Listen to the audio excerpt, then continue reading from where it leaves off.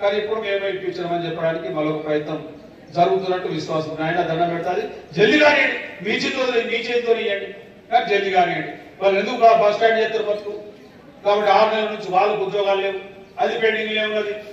అదేవిధంగా suitable employment mining trades లో మొన్న ఈ మధ్య కాలంలో మనం దురదృష్టం ఇది, ఎవరైనా చనిపోయారు బాయిలా వాళ్ళ పిల్లలు సూటబుల్ ఎంప్లాయ్మెంట్ ఇవ్వాలని 2009 అగ్రిమెంట్ చేసినాం. సూటబుల్ అంటే అప్పుడు కంపెనీ లేలే సూటబుల్ అంటే ఓన్లీ టెక్నికల్ ఉంటేనే చేసుకున్నాం అని చెప్పారు.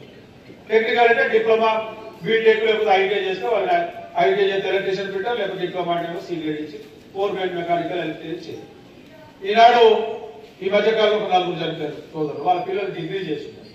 నేను అన్నా నీకు డిగ్రీ డిప్లొమా అంటే నువ్వు ఐటీఐ టెక్నికల్ కోర్సు, మరి వీళ్ళ డిగ్రీ 2 years కదా అంటే వాళ్ళ మీద కూడా అగ్రిమెంట్ చేసినాం. మొన్ననే ఒక 4 సహకారం వస్తాం.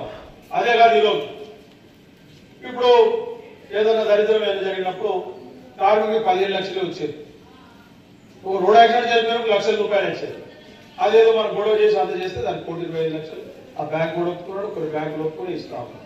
కానీ నేషనల్ డెత్ సాధారణంగా కార్మికుడు చనిపోతే అసలు ఆయన కుటుంబానికి ఏం చెందే పరిస్థితి లేదు. ఈ మధ్య కాలంలో వయసు పూర్వం చచ్చిపోతాం. హార్ట్ అటాక్ కరోనా తర్వాత చాలా రకాల బాడీలో మార్పులు చెంది 25, 30 సంవత్సరాలు చనిపోతా ఉన్నారు. నేను మొత్తం లెక్క తీసినాం, సంవత్సరానికి 200 నుంచి 300 మంది చనిపోతాం. మరి వాళ్ళ కుటుంబానికి నయాపైసలు చెందకపోతే ఎట్లా అని ఒక డిమాండ్ పెడితే దానికి బ్యాంకర్స్ ఒక 10 లక్షలు ఇవ్వడానికి ఇటు ఎస్బీఐ కానీ యూనియన్ బ్యాంక్ కానీ మిగతా వాళ్ళు కూడా అడుగుతా ఉన్నారు, 10 లక్షలు ఇవ్వడానికి ఒప్పుకున్నారు. మేము ఇంకో 15 లక్షలు మేనేజ్మెంట్ ఇవ్వని చెప్తాం. అసలు మేనేజ్మెంట్ కూడా ఇప్పటికే మనం 1,40,000 ఇస్తా ఉన్నాం కాబట్టి ఇక జేపీఎస్ కానీ ఇలాంటి ఇన్సూరెన్స్ కంపెనీ మనకు అవసరం లేదు. దానికి 4,00,000 కోట్ల ఖర్చు పెడతా ఉన్నాం సంవత్సరానికి. కాబట్టి దానికి కొంత చేసి మీరు 15 లక్షలు పెట్టండి అని చెప్తే సరే అంతా మేము భరించలేమంటాము, దాని మీద నెగోసియేషన్ జరుగుతూ ఉంది. సరే భరించకపోయినా ఏదో కొంత మ్యాచింగ్ గ్రాంట్ చేసుకున్నాం. ఏదేమైనా అలాంటి కుటుంబాలకు కనీసం 25 లక్షల రూపాయలైనా మనం చెందించాలని చెప్పి ఒక నిర్ణయం తీసుకుని అది నడుస్తా ఉందండి. అదేవిధంగా ఈ సింగరేణి కార్మికులకు సంబంధించి అనారోగ్యం పాలైతే మన సింగరేణిలో ఇన్ని కోట్ల లాభము, ఇంత పెద్ద హిస్టరీ, ఇంత పెద్ద చరిత్ర అని చెప్పుకుంటాం. కానీ అడిగి పోయిన తర్వాత జబ్బు పక్కన పెడితే ఆ డాక్టర్ చెప్పే దానికి ఇంకా జబ్బు ఎక్కువైతాం. ఏమంటున్నాడు, అంత టెస్ట్ చేసి బాబు నువ్వు సింగరేణిలో నువ్వు మా ప్యానల్ హాస్పిటల్ ఒప్పుకున్న అంశాల్లో ఈ టెస్ట్ లేదు, ఈ టెస్ట్ బయట చేయించుకోవాలి, లేకపోతే ఏం చేయాలంటే మాత్రం 60,000 ఇప్పుడు కట్టు, లేవు స్టంట్ వేయాలంటే ఈ స్టంట్ కాదు ఈ స్టంట్కి ఒక 1,00,000 కట్టు, లేవు కిడ్నీ ఇది కావాలంటే ఇది కట్టమని చెప్పి వాడు అసలు పోయిందే చంపుతాడు. వాడు ఇంకా తప్పించి వాడు వచ్చిన తర్వాత వాడి జీవితం దగ్గర కట్టింది. మేము దీన్ని సీరియస్ గా తీసుకున్నాం. ఈ పద్ధతి విడనాడాలి. కార్మికుని పూర్తిగా బాగు చేసే బాధ్యత మేనేజ్మెంట్ దే. కాబట్టి దీన్ని ఏం చేస్తారో మీరు చెప్పాడంటే దీనికి ఒకటి ఉపాయం సూపర్ స్పెషాలిటీ హైదరాబాద్ లో మనం నిర్మిస్తే మనదే ఉంటుంది. ఇక దానికి డబ్బులు లేవు ఏం లేవు, మనోలే తీసుకుపోయి ట్రీట్మెంట్ చేసి అక్కడ సేమ్ ఆన్ కాల్ మీద ఎవరైతే స్పెషలిస్ట్ వస్తారో వాళ్ళందరూ వస్తారు. దాన్ని చేయమంటే మన నోటిఫికేషన్ వచ్చింది. ఏం నోటిఫికేషన్, లీజ్ కానీ వాడు నమ్మేటోడు ఉంటే రండి అని చెప్పి వాళ్ళు ఏదో 2-3 నెలలు అది ఫైనల్ చేస్తారు. అది అయిపోతే హైదరాబాద్ హాస్పిటల్ అయితే దాన్ని మనం ఉపయోగించుకోవడానికి ఒక అవకాశం ఉంటుంది. కాబట్టి ఇది ఒక అంశం మనకు పాజిటివ్. అదేవిధంగా స్పెషల్ ఇన్సెంటివ్ సంబంధించి మీకు చెప్పాలి. సింగరేణిలో ఒకప్పుడు ఇన్సెంటివ్ ఈ మన జీతం కన్నా యాతం ఎక్కువ అనేది ఇన్సెంటివ్ మీద ఎక్కువ కాన్సన్ట్రేషన్. మేము అన్నాం మీ ప్రొడక్టివిటీ కావాలంటే మీరు ఇన్సెంటివ్ సిస్టమ్ పెట్టాలి. 3 నెలలకు ప్రొడక్షన్ రిలేటెడ్ మాస్టర్ రిలేటెడ్ పెట్టాలి. పెట్టమంటే ఆయనకు అసలు ప్రొడక్షన్ ఇన్సెంటివ్ అంటే ఇష్టం లేదు. 4 నెలలు పెడితే 2 నెలలు పెట్టాడు. బహుశా ఈ 2 నెలలు మీకు వచ్చి ఉంటుంది. ఈ సిస్టమ్ కొనసాగించమని చెప్పండి. కార్మికులు కూడా ఒక డిసిప్లిన్ వస్తుంది, ఉద్యోగాలు చేసుకుంటారు, ఇన్సెంటివ్ పెరుగుతుంది, ప్రొడక్షన్ పెరుగుతుంది. అంటే మన వాళ్ళు సింగరేణి మేనేజ్మెంట్ పట్టించుకునే పరిస్థితి లేదు. డిస్మిస్ కార్మికుల సమస్య పరిష్కారం చేయమని చెప్తా ఉన్నాం. దాన్ని కూడా ఒకసారి పరిష్కారం చేయండి. ఎందుకంటే ఇది ఎప్పుడు కొనసాగుతుంది. ఇప్పుడు కూడా 30% ఉన్నది. ఎవరో పాతోళ్ళు కాదు, పాత వాళ్ళు పనిచేసి ఇప్పుడు ఎట్లా ఉందంటే పాతోళ్ళు గట్టిగా పనిచేస్తారు, వాడు ఎవరికి ఇబ్బంది. ఈ కొత్త పిల్లలకి ఏమొచ్చిందో తెలియదు కానీ 30% ఎక్కువ నాగాలు చేస్తా ఉన్నారు. వీళ్ళు డిస్మిస్ కాగానే మనం ఇంకో కథ డిస్మిస్ అడుగుతాం. ఒకసారి అవకాశం ఇవి చెప్పినాం. అందుకనే ఇక లాభాల వాటకు సంబంధించి మీ దృష్టికి తేవాలి. ఒకప్పుడు ఏటీసీ గెలిచినప్పుడు 2 సార్లు జూన్ జూలైలో ఇచ్చుకున్నాం. ఇక తర్వాత అక్టోబర్ పోయింది, వచ్చే నెల అక్టోబర్. మొన్న ఆగస్టులో వాళ్ళ బోర్డు మీటింగ్ జరిగింది. బోర్డు అఫీషియల్ గా ఇన్ని వేల కోట్ల రూపాయలు లాభం వచ్చిందని అనుకున్నాం. వెంటనే మేనేజ్మెంట్ యూనియన్ పిలిచి ఇక ఇన్ని వేల కోట్ల రూపాయలు లాభం వచ్చింది వాస్తవంగా ముఖ్యమంత్రి గారు తీసుకుపోదాం అంటే ముఖ్యమంత్రి గారు పోయి, ఎందుకంటే వాటా పెంచే అధికారం ఈరోజు మేనేజ్మెంట్ లేదు, ఆయన ఓన్లీ ప్రభుత్వానికి ఉంటుంది, అది చేసుకోవాలి. దాని మీద స్పందించలేదు. దాన్ని స్పందించకుండా వాస్తవ లాభాలు దాచిపెట్టడానికి ప్రయత్నం జరుగుతా ఉంది. మేము అంటా ఉన్నాం, అట్లా కాదు, యూనియన్ పిలిచి మాట్లాడని చెప్పినాం, అది ఇంతవరకు మాట్లాడే పరిస్థితి లేదు. రేపు 22 తారీఖేమో PLRS బోనస్ సంబంధించిన మీటింగ్ ఢిల్లీలో జరుగుతా ఉన్నాయి. బహుశా 93,750 రూపాయలు గతంలో తీసుకున్నాం. 1,05,000 రావాలని మన కోల్ ఇండియా నాయకులు నాలుగే సంఘాలు ఉంటాయి. 4 సంఘాలు, ఒక సంఘం ఉండదన్న వాళ్ళ ఇంటర్నల్ కేసు వల్ల కోర్టు వేరు, ఆ కోర్టు వల్ల INTC సంఘం అని ఉండదు. మిగతా 4 సంఘాలు పాల్గొంటాయి. ఏదైనా కోటి నుంచి కోటిన్నర, కోటి, 1,05,000 ఏదో చేయడానికి మన పెద్దోళ్ళు చెప్తా ఉన్నారు, ప్రయత్నం చేస్తామని చెప్తా ఉన్నాం. ఏదేమైనా నేను ఒకటి మాత్రం వాస్తవం చెప్తా ఉన్నా. అందుకనే మేము 2 డిమాండ్ల మీద ఈ మేనేజ్మెంట్ కు కార్మికుల ఐక్యత చూపెట్టాలి.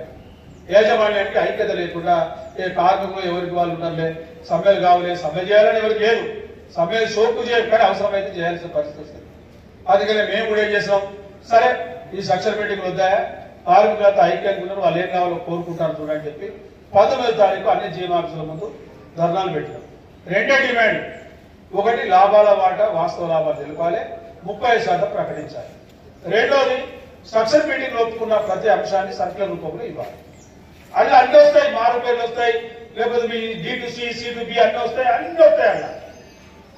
కాబట్టి ఆ 2 అంశాల మీద 19వ తారీఖున జనరల్ కార్యాలయం ధర్నా ఉంది. అది నేను కార్మిక వర్గాన్ని రిక్వెస్ట్ చేస్తాను, ఇక ఐక్యత చూపెడదాం. నేను ముందే చెప్తా ఉన్నా, రేవంత్ రెడ్డి గారు ముఖ్యమంత్రి, ఓటు వేసిన వాళ్ళకు ముఖ్యమంత్రి, ఓటు వేయని వాళ్ళకు కూడా ముఖ్యమంత్రి. రికగ్నైజ్ యూనియన్ A2C, ఇక మీరు అయ్యేదో ఎస్ అయ్యేకైనా అడిగే అవకాశం మాకు ఉంటుంది, మమ్మల్ని ఉంటుంది. కాబట్టి మీరందరూ ఆ ధర్నాలో పాల్గొనాలి. ఇక్కడ సెకండ్ షిఫ్ట్ వదిలేద్దాం. మిగతా వాళ్ళైతే ఇప్పుడు ఎట్లుంటుందంటే, పోరాటం అనేది ఒక స్ట్రాంగ్ గా చూపెట్టగలిగితే ఆ రిపోర్ట్ వేరుకుంటుంది. ఏదో A2Cలే కార్యకర్తలు పోయి చేశారంటే ఆ A2Cలే కదా అంటారు, కానీ ఇష్యూస్ ఎవరై, సమస్యలు ఎవరై, మరే సమస్యలు.